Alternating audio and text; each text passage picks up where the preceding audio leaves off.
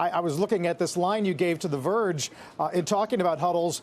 Nobody would choose having an office location over having software today. If you had to choose one or the other, 100% of people would choose software. It doesn't sound like you're going long commercial real estate.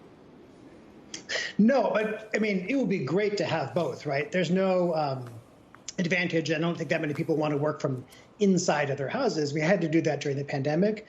But I think we've gone, over the last 20 years or so from a world where digital supplements the in-person technologies or techniques that people have for collaboration and communication to the in-person stuff being a supplement to the digital, and therefore kind of moving towards a digital first world. So can you talk about how, if we're really in a true new hybrid world, and I mean over the long term, not just the next couple of years, how's that going to alter the trajectory of innovation at companies like yours and others?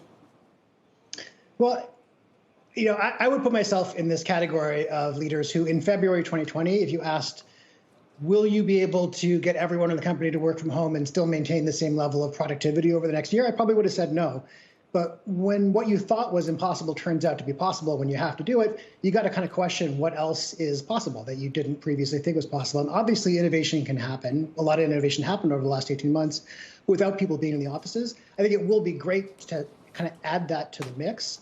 But we're just not going to go back to a world where employees will allow themselves to be demanded to come back 5 days a week. I think that's ultimately going to be a market-based decision.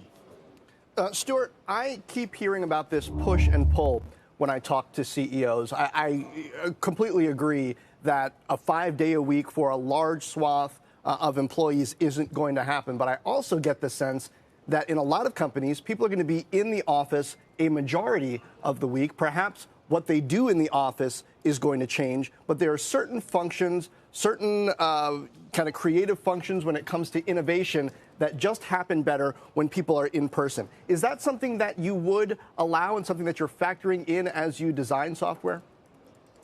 Absolutely. I mean, like I said, I think it will be wonderful to have in-person meetings and kind of in-person collaboration back in the repertoire of tools that we have.